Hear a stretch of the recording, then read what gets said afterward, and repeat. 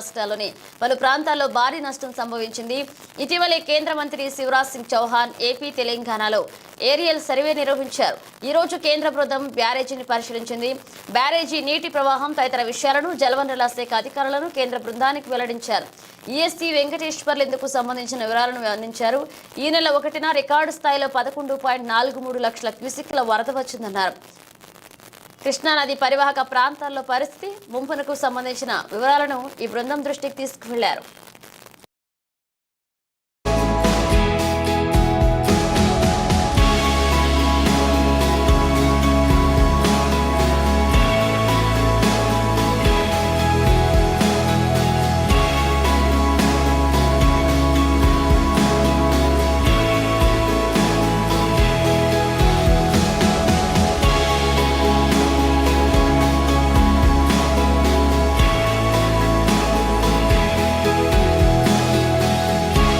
Delhi AICC అధ్యక్షుడు మల్లికార్జున ఖర్గేను కలిశారు. తెలంగాణ నూతన పీసీసీ చీఫ్ మహేష్ కుమార్ గౌడ్ కుటుంబ సమేతంగా మల్లికార్జున ఖర్గేను కలిశారు.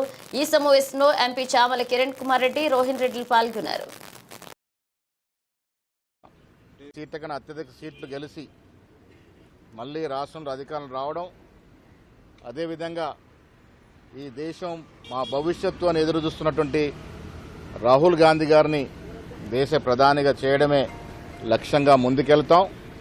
ఈ ప్రయాణంలో పార్టీకి పునాదులైనటువంటి కార్యకర్తల్ని కాపాడుకోవడమే కాకుండా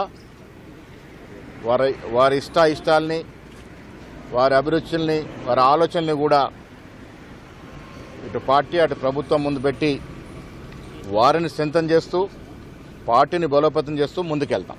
అంటే ఇప్పుడు పీసీసీ నియామకం పూర్తయింది, ఇక క్యాబినెట్ విస్తరణ పైన చర్చ జరుగుతుంది. అంటే ఇది దీనిపైన ఎప్పుడు ఉండబోతుంది? క్యాబినెట్ అనేది ముఖ్యమంత్రి గారు, ఏఎస్సీ పెద్దలు అందరూ కలిసి మాట్లాడుకున్న అంశం. అది ఎప్పుడు ఉంటుందని మనం చెప్పడానికి లేదు. ఏఐసీసీ పెద్దలు ఎప్పుడు పిలిస్తే అప్పుడు చర్చలు ఉంటాయి. కమిటీలు ఇప్పటివరకు నూతన కమిటీలు ఎస్టాబ్లిష్ చేయాల్సి ఉంటుంది, వర్కింగ్ ప్రెసిడెంట్ అవన్నీ కూడా ఏర్పాటు చేస్తున్నారు. గతంలో ఉంటాయి, కొత్త మీరు మీ ఆధ్వర్యంలో వేసుకుంటారు, దానికి టైం పండు. ఎప్పుడు పీసీసీ ప్రెసిడెంట్ మారినా కొత్త కమిటీలు వస్తాయి. వచ్చే వరకు వీళ్ళు పనిచేస్తారు. నేను 15న బాధ్యత తీసుకున్న తర్వాత మళ్ళీ ఢిల్లీ వచ్చి కమిటీల విషయం చర్చిస్తాం. గతంలో చాలా వర్గాలకి జనరల్ సెక్రటరీల పోస్టులలో చాలా అన్యాయం జరిగింది. కొన్ని కులాలకి, ముఖ్యంగా అట్టడుగు ఉన్న వారికి, వాళ్ళకి ఎట్లాంటి దోహదపడుతుంది ఒక బీసీగా మీరు పీసీసీ ఐడియా? నేను ఢిల్లీ, హైదరాబాద్ ఇదివరకు చెప్పినాను. నా కమిటీలో 50% మించి ఎస్సీ, ఎస్టీ, బీసీ, మైనార్టీకి ప్రాతినిధ్యం ఉంటుంది. సిడబ్ల్యూసీ రిజల్యూషన్ ప్రకారం మా కమిటీ కూర్పు చేయబడుతుంది. రేవంత్ రెడ్డి గారు కూడా అదే ఆలోచనతో ఉన్నారు. ఈ పార్టీ అధికారంలో తెలంగాణలో రేవంత్ రెడ్డి గారు ప్రజాపాలన దూకుడుగా లోబోతున్నారు. ఈ సమయంలో మీకు వచ్చిన అవకాశం ఆయనతో కలిసి ఎలా పనిచేయబోతా ఉన్నారు? ప్రభుత్వం ఎక్కడైతే అధికారంలో ఉంటుందో ప్రభుత్వం పీసీసీ ప్రాపర్ కోఆర్డినేషన్లో పోవాల్సిన అవసరం ఉంటుంది. ప్రజలు మా మీద నమ్మకంతో అధికారం కట్టబెట్టినారు.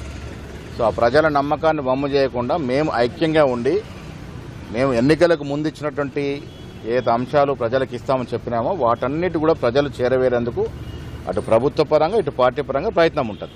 కిమ్స్ సన్షైన్ హాస్పిటల్లో chief of shoulder surgeon doctor Chandrasekhar ఆధ్వర్యంలో షోల్డర్ సమస్యలకు ఆధునిక శస్త్రచికిత్సలోని అంశంపై లవ్ సర్జరీలో పాటు వర్క్ షాప్ నిర్వహించారు. ఈ సందర్భంగా ఆస్ట్రేలియా బ్రిస్బెయిన్ కు చెందిన shoulder surgery professor doctor Ashish Gupta ప్రత్యేకంగా హాజరయ్యారు.